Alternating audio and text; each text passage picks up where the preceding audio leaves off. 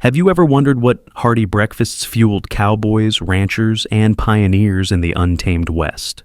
From sourdough camp pancakes to cactus and egg scrambles, these forgotten morning meals reveal the resourcefulness and flavor of a bygone era. Join us as we unearth 25 Wild West breakfasts lost to time. Hit subscribe and ride along into history with every bite today. Juniper berry, coffee infusion. Water was scarce. Beans were scarce. Resourceful cooks foraged fallen juniper berries along riverbanks, crushing them between stones. The tart, slightly resinous powder steeped in boiling spring water, yielding a caffeine-free infusion akin to coffee. To mimic richness, they stirred in goat's milk, carried in gourds, and a spoonful of rendered lard. Some added crushed acorn meal to thicken the brew, resulting in a murky, aromatic porridge-like drink.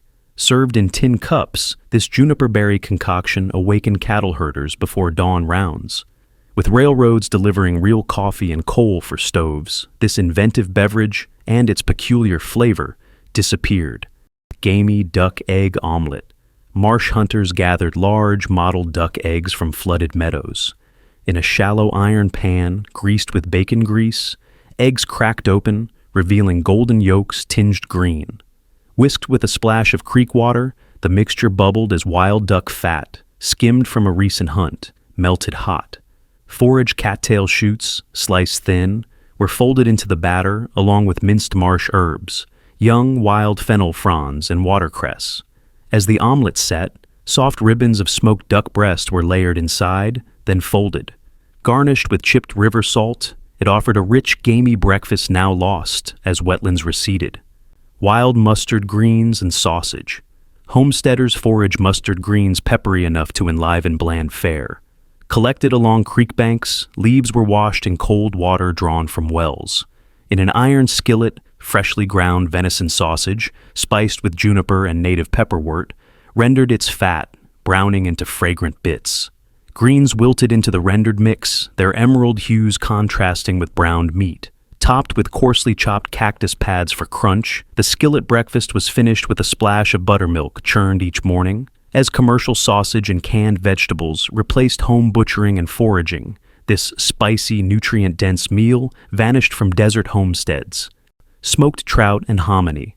Mountain streams yielded trout plump with spring spawn.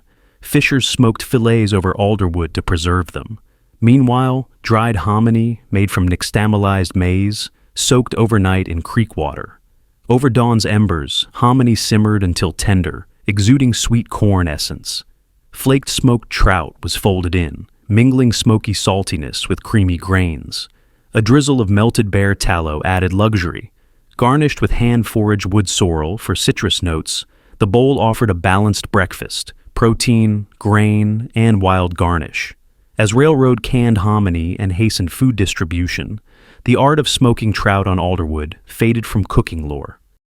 Rocky Mountain tea and sweetbread toast. Frothy sweetbreads, captive to mountain goats, were seared in skillet drippings, then sliced thin. Slices were laid across toasted wafers of wild rye, baked on hot stones. Each crisp slice carried ivory-colored tender glands and a whisper of rendered tallow. Alongside, Rocky Mountain tea, made from dried minty snow plant leaves, steeped in boiled creek water until aromatic and pale green. A spoonful of handmade butter, churned by ranch families at dawn, floated atop the tea. Diners sipped herbal warmth between bites of crunchy sweetbread toast. As hunt regulations and imported bread supplanted this meal, it disappeared into archaisms.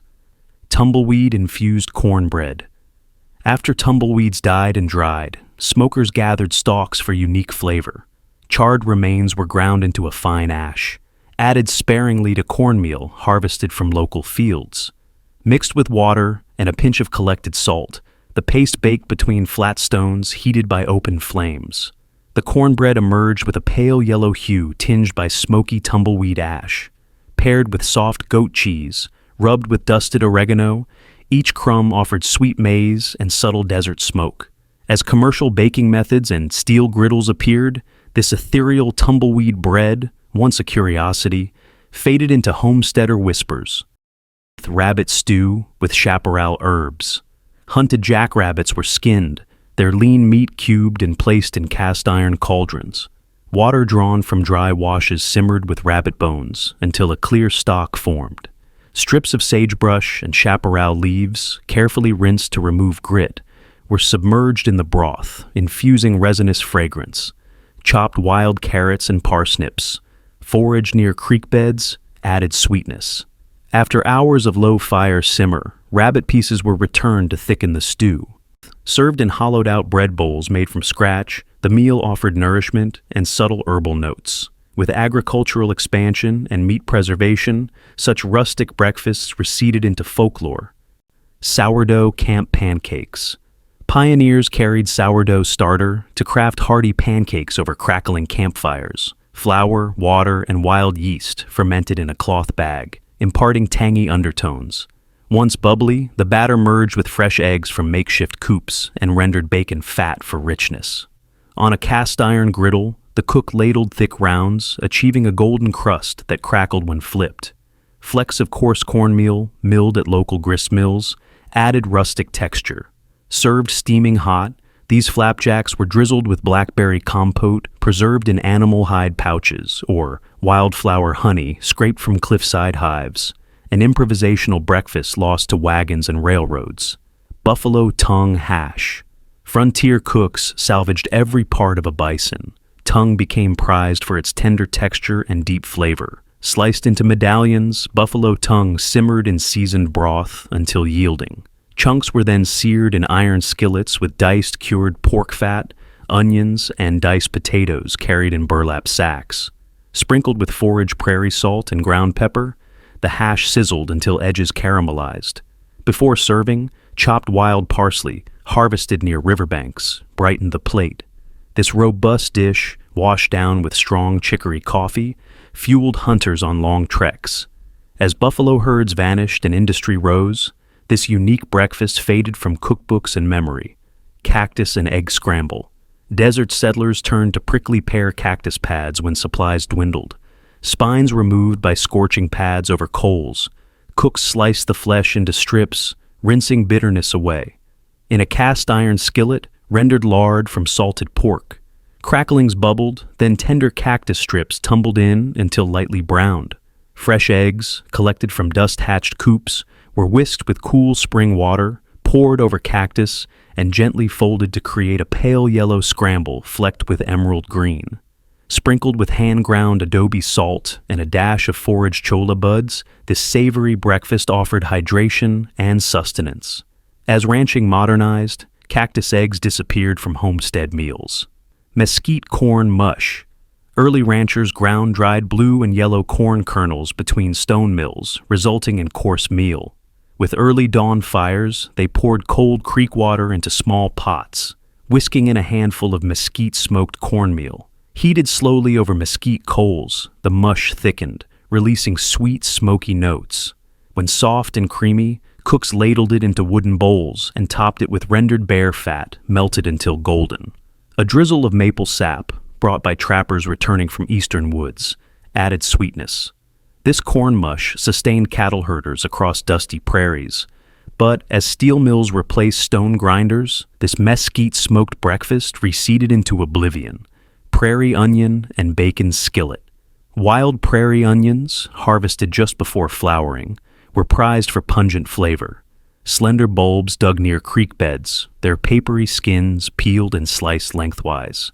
In a black skillet over open flames, diced bacon from homestead pigs rendered crisp, its fat pooling like liquid gold. Prairie onion slices tumbled into sizzling fat, caramelizing until translucent. When softened, diced squash blossoms, gathered at dawn, joined the pan, adding spring freshness. A handful of rapidly foraged mustard greens wilted atop the vegetables, tossed with coarsely ground pepper. This savory skillet breakfast, filling and aromatic, vanished as home gardens replaced wild foraging. Wild mushroom biscuits and gravy. Forested mountain camps teemed with chanterelles and morels.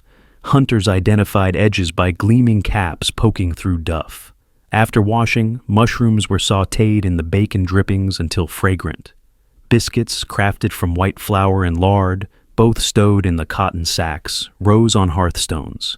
Splitting warm, flaky biscuits released steam onto mushroom piles. In a separate skillet, seasoned flour blended with rendered fat and fresh milk to form a pale gravy speckled with mushroom pieces. Topped with minced wild chives, the dish balanced earthiness and cream. As settlers moved westward, this rustic breakfast recipe slipped from passing camp to permanent kitchens. Pinto bean and lard fry-up. Cowboys cooked sturdy pinto beans in cast-iron pots until pods collapsed. Once tender, beans were smashed lightly and poured into shallow skillets laden with spoonfuls of cured pork lard, creating a mosaic of earthy legumes and shimmering fat. Over hot coals, the mixture sizzled, forming a crispy crust on the bottom. When edges curled golden, minced mountain sage, snipped from arid slopes, was stirred in, releasing piney fragrance. Served on slices of hardtack, this protein-rich morning meal paired with thick slices of salt-cured ham. As cattle drives ceased and canned goods proliferated, this filling fry-up was relegated to dusty journals. Bear fat-fried biscuits. Fat rendered from freshly hunted bear provided a luxurious cooking medium. Flour, lard, and a pinch of sourdough starter, fermented in buckskin pouches, were kneaded into dough.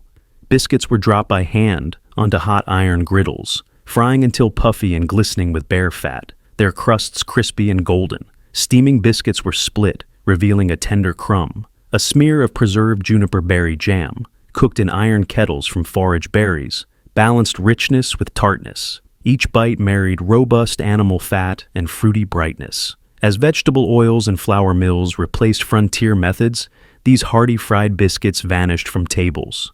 Rabbitweed tea and wildflower. Honey cakes. Camp cooks boiled rabbit brush blossoms, rich with tannins, in cast-iron pots until amber tea formed. Strained liquid was sweetened with droplet-thick wildflower honey, harvested from beehives in abandoned mines. In parallel, ground root flour, milled from dandelion and thistle roots, was mixed with honey and a dash of creek water, kneading into dense cakes. On heated stones, the cakes warmed until edges caramelized, inhaling floral aromas, served alongside bittersweet rabbitweed tea. This breakfast offered bitters balanced by honey's floral sweetness. As domesticated flour and sugar became ubiquitous, this ephemeral breakfast faded from desert camps. Agave syrup drizzled flapjacks. Desert foragers roasted agave hearts in pit ovens until soft and sweet. Hearts were mashed, strained, and simmered in iron pans until thick amber syrup bubbled. Meanwhile, flour and wild yeast, brought by homesteaders, were mixed into batter with creek water, ladled onto griddles coated with melted beef suet. Flapjacks browned quickly, their edges crisp.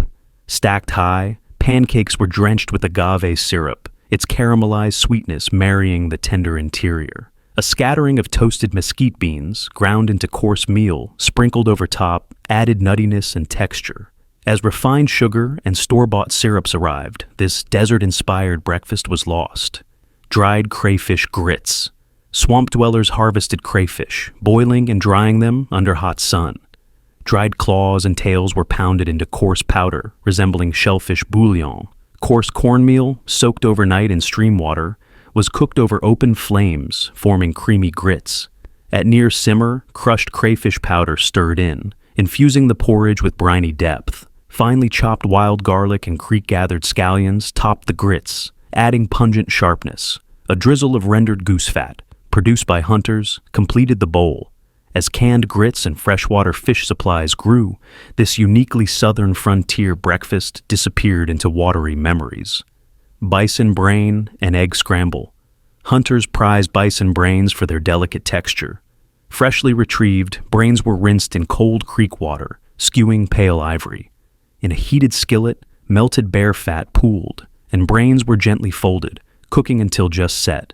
As their creamy mass turned custardy, fresh eggs, sourced from wagon coops, were beaten with milk from camp goats and poured in. The scramble swelled light and fluffy, flecked with chopped prairie chives. A sprinkling of foraged juniper berries, crushed for mild piney notes, added complexity. Served on toasted hominy cakes, this decadent breakfast vanished as urban tastes shifted away from offal. Wild quail confit on crackers. Small quails, trapped at dawn, were salted and submerged in rendered pork fat to confit for days. On morning hearths, quail legs were lifted from jars, their flesh tender enough to fall off bones. Flaked meat was layered onto thin hardtack crackers baked from scratch. Each cracker bore a buttery quail morsel, infused with garlic and rosemary foraged from mountain foothills. A smear of fermented squash relish, preserved in hollowed gourds, added bright acidity. This savory, portable breakfast accompanied riders on long trails. With the advent of canned meats and commercial bread, the art of quail confit breakfast subsided into pioneer lore. Mesquite smoked ham and blue corn tortillas. Herdsmen smoked ham chunks over mesquite branches, infusing the pork with sweet woody perfume. Diced smoked ham was reheated in cast iron skillets until edges crisped. Meanwhile, blue corn kernels, soaked overnight, were ground on stone metades with creek water to form masa, flattened into discs and slapped onto hot flat irons. Tortillas puffed with pale blue hues. Hot tortillas wrapped smoked ham cubes, their flavors melding. Mesquite smoke, sweet ham, and nutty blue corn. Served with a side of pickled cholla buds, simmered in vinegar and desert salt, this breakfast receded as wheat flour tortillas and deli meats gained popularity. Buffalo jerky and nopal salsa. Hunters sliced bison meat into thin strips, marinating in brine made from salt licks and dried cholla buds. Strips hung over smoky fires until leathery and rich. At breakfast, jerky was diced and soaked briefly in warm creek water to soften. Meanwhile, cactus pads, slivered from young nopals, were charred over coals, cooled, then diced. Combined with crushed desert tomatoes, foraged near seasonal washes, and minced wild garlic, a fiery salsa emerged. Jerky cubes were tossed in the salsa, melding sweet-sour heat with smoky protein. As store-bought jerky and canned salsas arrived, this rustic breakfast evaporated from cook fires.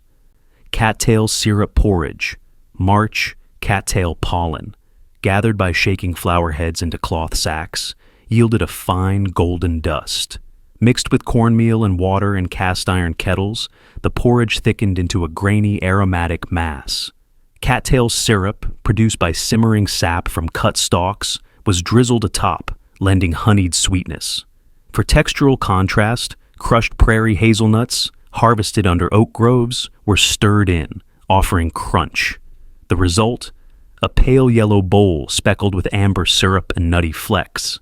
As honey and imported grains became widespread, this nutrient-rich breakfast, once prized for its wild sweetness, slipped into regional obscurity. Prairie dog broth and hardtack. Out on the plains, cooks skinned prairie dogs, reserving bones for broth. Boiled in iron cauldrons overnight, with hand-gathered watercress and wild onions, the stock became savory and clear. In the morning, brittle hardtack, baked weeks earlier, was crumbled into bowls, absorbing the hot broth. A spoonful of rendered bison marrow melted into each portion, enriching the soup. Specks of ground sage, snapped from desert shrubs, floated atop. This modest breakfast sustained cattle drivers through frigid mornings. With the decline of prairie ecosystems and advent of canned soup, prairie dog broth's place in breakfast lore vanished. Desert cottontail hash, with juniper smoke. Cottontail rabbits were trapped at dawn, skinned, and cut into bite-sized pieces. Before cooking, meat was cold-smoked under juniper branches, infusing a resinous aroma. In a cast-iron skillet, rabbit morsels sizzled with chopped bacon fat, releasing savory juices. Hand-diced yucca root, harvested from sandy soils, joined the pan, its starchy interior softening into a golden crust. Wild mustard seeds, ground in mortar, were sprinkled in for pungency. As the hash crisped, crackling juniper smoke drifted skyward. Served with toasted saguaro fruit flatbread, this aromatic breakfast faded when industrial meats and bakery loaves overtook frontier kitchens.